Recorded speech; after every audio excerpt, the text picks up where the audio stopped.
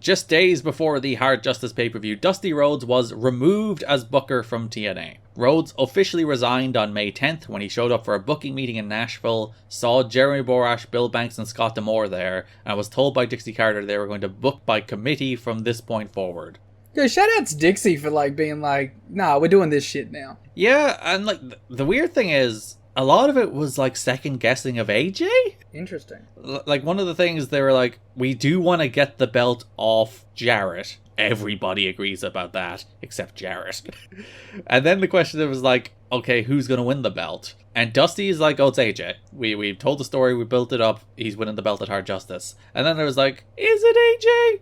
To which I would be like, are you not looking at the reaction in front of your face? Because it's one of those things where, like, there is that deep preconceived notion of what is a star in pro wrestling that has been, like, burned into people's brains over 50 years of US wrestling, that a guy like AJ can't be a star. And then you actually watch their television show, where he has the best matches and gets the best reactions, and is clearly the guy the audience sees as a star over... He's also maybe the most marketable guy. Yeah, he's a young, good-looking guy who can work like $1 million. And, like, the big knock against him is he really can't talk. He can't. He's really bad. And the thing is, like, he can't talk, he can't promo, but I feel like in any sort of outside media, like, he can carry a regular conversation. You know what I mean? Yeah. Like, he can be, like, the face in front of media, even if he can't cut a promo to the wrestling audience. And if you are a booker that is supposed to be good at your job is not to be like, he can't talk. Your job is to be like, he has all these other things going for him. Let's make that the focus point, because that's what bookers are meant to do. They're not meant to find problems in their wrestlers, Liam. They're meant to hide those problems and make the strengths look good. This is from staunch Paul Heyman fan, Garrett Kidney. But, like, people always attribute that to Paul Heyman like it's some fucking brilliant genius. Like, it's this brilliant idea that, like, you hide the bad things and you accentuate the good things. And everyone's like, oh, he's a visionary. He's seeing wrestling like no one has ever. It's like, that's fucking common sense. It's the most basic principle. It's like, if a wrestler does something bad, don't make them do it. It's like... Yeah.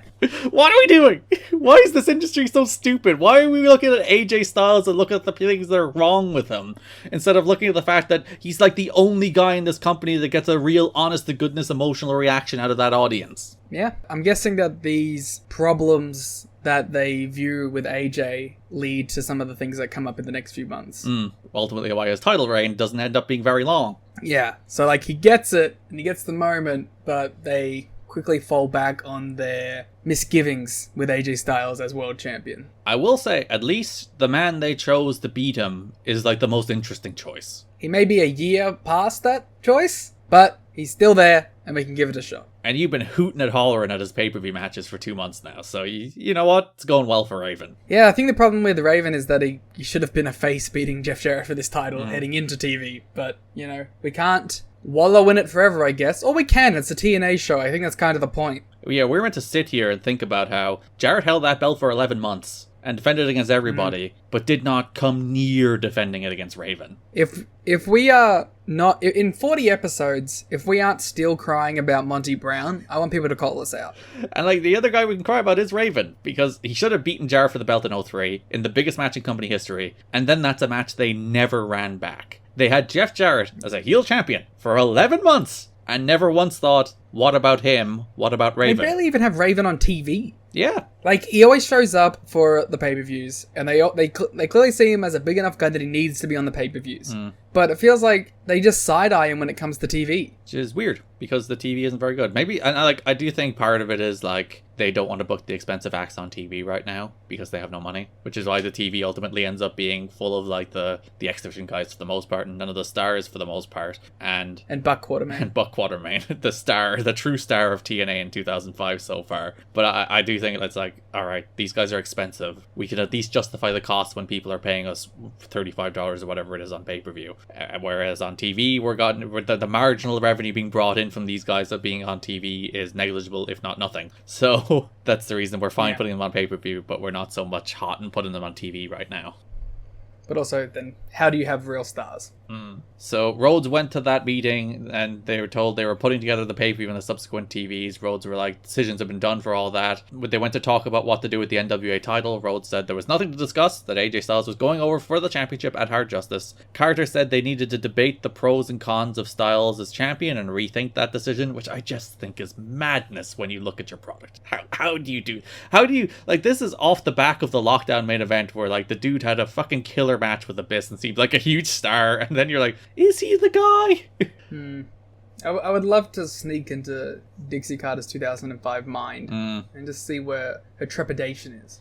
You'd wonder, because, like, it's not like he hasn't been champ. He's been champ twice. Yeah. And it's not like you have a bunch of options, one of whom you've already fucked, and the other of whom you've already fucked, and you're still going to run with him. But, I don't know. My only guess is that in their head, they're like, we have this TV situation that's quite fluid at the moment. And despite AJ being the best homegrown guy, he isn't an ex-WWE name. And perhaps while dealing with TV negotiations, having someone like Raven, who is a name, being on top will look better. Yeah. I'm not, like, advocating for this choice, but I'm just playing... I guess I am playing devil's advocate a little bit. I'm just sort of presenting what a theory could have been at the time. I do feel like that's a trap this company constantly falls in. And I think it's a trap a lot of companies constantly fall in, where it's like they're too stuck in the sense that the people who are real stars are the people from the company that's up north. That, like, does have much larger visibility, and, like, more people know who the stars from that company are than the stars from yours. But at the same time, when you, like, sit down in front of TV executives and they're like, why should we put you on television? There is an element of, like, well, look at the names we have. And, like, even if they, like, I'm sure, like, Joe Smo TV Guide isn't like, oh, yes, Raven, I know him from WWE Velocity. But if you can go into that interview and be like, this is our champion, Raven. He was a guy in WWF. He was a guy in WCW. He was a guy in all these major national companies in the US. So, like, you can explain it away, and you can probably even blow it up a bit and make it feel bigger at the time and say he was a major star in WCW and he was a big star in WWF, like, because they don't know the difference, you know what I mean? So it probably helps having a name like that as your champion in those kind of meetings, because you can just accentuate the fact that, like, this guy has been places, and that's why people are going to be interested in our TV product if you sign us over. Whereas with an AJ Styles, you can go through all the things before that we said, where he's like, oh, he's young and he's dynamic and he's blah blah blah blah blah blah blah. But you don't have the, and here is the star power aspect to back it up. At the same time, though, like, when you go down to sit down with those TV executives, you have the tape. It's not like you're pitching something blind. It's like, you can be like, here's the most awesome 1-minute highlight reel of AJ Styles you've ever seen in your life. The only thing I say to that, though, is, like, you can still show them that tape and say, this is one of our top young guys that we're making a big focus on the television show, and doesn't necessarily need to be the champion for that. Same is true of Raven and anybody else. We're using Raven as a stand-in here.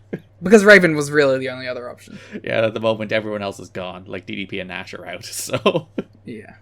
This is Sean Waltman. He was a part of 2 of the biggest factions of all time. It's true, you should put the belt on him. Actually, he could have gone worse than putting the belt on Waltman. Yeah. But the whole utterly unreliable thing is probably an issue. Yeah, but the TV guys don't know that. I think the TV guys would even know that. It's like, isn't he the unreliable guy? And this is Jeff Hardy. He's a massive star. Because it would probably be Jeff, right? If he didn't no-show this pay-per-view, so... Yeah, it's like Jeff and Raven and AJ are your 3 big options. And Double J still there. Well, that's clearly a non-starter at this point, or should I say a non-Carter. Oh! I was very proud of that. Well done. So, Mike Tenay, who lives in Vegas and was not at the meeting, is also believed to be a key person on the new committee. We'll have the details on the committee in a minute. Jeff Jarrett won't be on the new committee, but of course he will have input, and Jeremy Warish is closely aligned with him. Oh, JB. He's always been a Jarrett guy, come on. I know.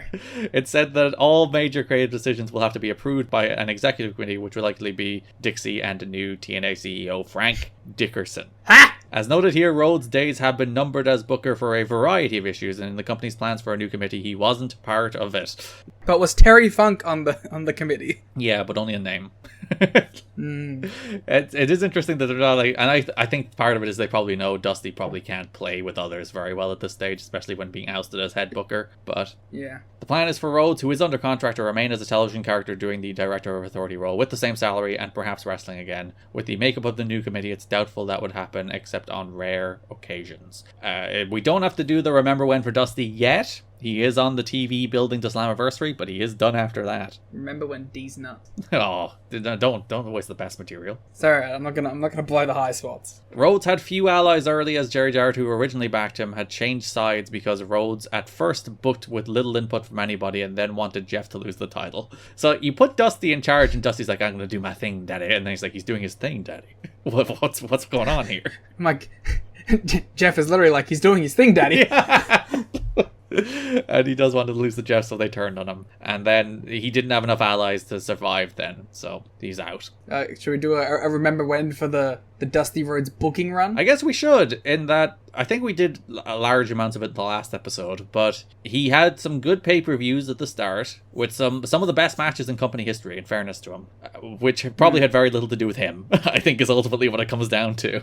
This is talent that can take breadcrumbs and turn it into something beautiful. So, like, you give them anything and give them an inch, they'll take a mile. You know what I mean? In the good sense, I guess. Yeah. That's a term, a phrase that's normally used for negatives, but in this way, I think it's, it's a positive. And I get the impression with Dusty that he also maybe was into it, but didn't see it as, like, a giant thing either. He maybe thought he was a little big for this. And it's just clear, I don't think he had an eye for what wrestling was in the TV era. It's like, I think, like he's used to booking territories, he's used to booking regional wrestling. But like, television wrestling's a different beast. It's a different animal with different priorities and built differently and constructed differently. And I just don't think he had the mind for, like, intricately, again, what we were talking about earlier. It's like laying out an actual television show. Not just putting some matches together, not just, here's your pay-per-view matches and we might do an angle or two. It's like the actual structure of a 1-hour television show. How's it going to be paced? How are people supposed to feel? How are we going to get the right people on the show with the right amount? What's the main event? Like, what is an actual main event of a pro wrestling TV show? It's not 1980. You can't just throw a useless match on top. A TV show needs a main event. It can't just be Apollo versus Kid Cash. It can't. It just can't be that match. But it's something you saw change this month. Yeah, I just don't think he had the mind for that, or like the booking inclination for that. Could structure a pay-per-view like a pro, though. That's one thing. He could handle the big shows and put them on in a compelling order, and knew when to put AJ on top, even over the title, and knew when the title match, not necessarily that it was a title match, but like the title feud didn't need to be the top thing. Yeah, because he made good, bold choices about Triple X, AMW, and Styles and Abyss main eventing those shows, which were both far and away the correct calls. And again, it's the kind of thing that seems like an easy call in hindsight, but like Randy Savage main evented Turning Point, in theory, like you're like, we're not going to main event with Macho Man. We're going to main event with these 4 TNA guys. That's a call that took some balls, and it was the right one. And even like Lockdown, it's like, we're not going to main event with DDP and Jarrett and Monty and Waltman. We're going to main event with, again, the 2 homegrown guys in the much better match. And again, right call. So yeah, it's not a total failure. We talked last month, his big success stories are probably AJ and particularly Daniels. I think Daniels is his biggest success story. Someone who's definitely come out on the other end. Yeah. Looking better than he was at the start of the booking period. And I think part of that is he isn't necessarily a wrestler who is pigeonholed into the X division. Like he's kind of a full package at this point. And I imagine Dusty saw that and was like, this is a guy I can work with. Yeah, and that's like the weird paradox of Dusty's regime, where it's like, there's tons of X Division matches on TV, but also he clearly hates them. So it's like, it's that weird thing where like the X Division was scaled back. You lost Sanjay for a while. You've lost Shelley in the last few months. There's less of the good X Division wrestlers on TV. Obviously, Cash was fired, but they've also formed the backbone of his TV. But also, he very clearly does not care for them whatsoever. It's like that weird thing. Yeah. But he likes Styles and Daniels. So yeah, that's Dusty's run. It's more complicated than Dutch and Jeff, which was terribly boring. I'm just remembering that I forgot to do a Remember When for Kid Cash. No, because he's back. We agreed we'd do it when he finishes his 2011 run. Yes, very fitting, when I've forgotten everything that he's done. You're like, remember when he was uncomfortably violent with Trinity? Yeah. That's the one that will stick in your mind. That and when he beat up old people. So Rhodes was not popular with the wrestlers. He wasn't popular with the people who originally put him in place. And they ousted him. He's done. He's out of there. Yeah. It's the end of the Dusty Rhodes booking regime. Long live the dawn of Scott D'Amore and committee. Yeah, so they're like, hey, your pals, Phi Delta Slam, get him out of here. Hell yeah. Also, Dustin Rhodes was done because he was arrested for domestic violence 2 weeks earlier. So, a lot went against Dusty all at once. Yeah. All of Dusty's chickens came home to roost. In addition, Jerry Jarrett has been courting a new backer believed to be the multimillionaire who backed a disastrous Randy Savage CD. He's like, he knows how to sink money into shit that don't work. That is the ideal quality you want from a TNA owner. I believe they refer to them as money marks. He had come up at various times over the years as a potential TNA backer. Jarrett was attempting to use him to buy out Bob Carter's majority interest, and the new backer would put Jerry in full control. The fact money has been tight of late, with many people being paid for 2 shows instead of 3 when they did the triple tapings, makes people question the Carters long term. Others feel they are in it for the long haul, believing they think once they get a good television time slot, which the company has lost $20 million since the Carters took over financial backing, they can then be profitable. The longer they can stall out the title loss, the better the chance they believe they can be in complete control. Let me just do a 2002 to 2023 conversion. Because I want to know, like, I feel, right, if I was given this money, I could make it work. Well, it's 20 million over 3 years. 20 million, 3 years. Okay, I can't find a good conversion here, but I'd imagine a large part of that was like startup costs when they were spending money like they were a real company and then very quickly realized they weren't. And that is an estimate from Dave. That's not an official number, but it's probably not far off. Oh, sorry, I have to write 2022. It won't allow 2023 conversion. So 33 million. I could make it work. You plopped 33 million right now? Yeah, so, guy who dumped all the money into the Randy Savage CD, come at me with 33 million, I'll make it work. You'll launch a competitive number 2 company in a wrestling space? Oh, okay, I'll dump it 2.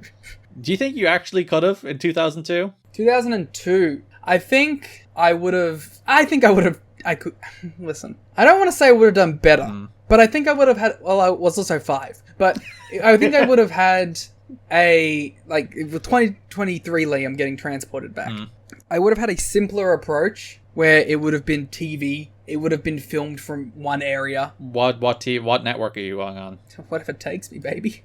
Okay. I'm doing meetings. I got 33 million to play with. I could get us a year on TV. You probably could, yeah. And then, the problem is the lack of stars, but I would poach so hard from Ring of Honor. Still not stars. I know, not stars, but people I can build around. Even 2002 Ring of Honor doesn't have a lot of those. It has Danielson and Loki. I get Jerry Lynn. He's my guy. I do the best I can. I make it. I think that the biggest thing is going in. It is a staunchly different presentation to just kind of being WWE light. Yeah. That would be my focus point, first of all. It would also be... Wow, mister, you go into all the TV meetings with Raven front and center is now like, listen, if I have a guy like Raven... I don't have Raven in 2002, okay? You don't have anybody. That's the problem. You don't have Kenny Omega and the Young Bucks coming hot in the prime of their careers from New Japan. You don't have, even a star like Chris Jericho, who is the perfect mix of can still go and has substantial star power to get you off the ground. You don't have that in 2002. That's not available to you. The best you have is Randy Savage and Lex Luger and Sting. Maybe you can maybe get Sting. Sting is my ace. I dump all extra money that I can into getting Sting locked up. He's the focus. And then, we get our AJs and we build up. But that's the best you got at the time. Because I do think that's ultimately, you can book a better company and a company that probably loses less money faster. But the ultimate, hurdle... And then you survive until we start cutting some WWE guys that you want. And that's the key. Yeah, the ultimate hurdle in 2002 is the talent. We talked about it at the time. It really is, I can survive until Raven. Not only is there a lack of stars out there, but all the young guys are young. Real young. Even Danielson, even Loki, even Styles, they're all young. And they're very raw. They're not the complete performers they would be. In 05 is a good time to step in because there's a decent level of star there, and all these young guys are now 3 years more experienced and pretty polished. Honestly, yeah. If this company had started in 05, probably would have been in a better position. Whereas 02 it's a bleak landscape when it comes to talent. My goal is survive until I can get the next big guy, and then I can bring him in and make him real hot for 6 months, and then I can get the next big guy. So you're survive to get to Raven, survive to get to D'Lo, survive to get to Jeff Hardy, Jarrett. Yeah, I mean, listen. If I'm in control, I'm bringing Jarrett in, but he's only getting 3 months, and he's putting over Sting. And then you survive until the next guy, and you survive until you can get Christian, you just survive until you can get Rhino, and then that's basically with like Sting as your major ace figure throughout the whole run. Listen, they're clamoring for a TEW series. Yeah, as we hinted at the start, we're doing some bulk recording for a little while, so maybe after that we'll start the TEW series. My god, video content. Oh, on the Patreon. A level above. To peel the curtains back briefly, I have been, like, planning on a TEW series, but the mod that I want to do isn't out yet, so... Which one is it? It's, 2004. So we can take over TNA and fix it. Yeah, that would be the idea. Or we can do we can do a competitive one or something. I don't know. If you have TEW ideas, send us TEW ideas. If it involves a draft, it'll be high priority. You can get Liam to do anything with a draft. It's not far off.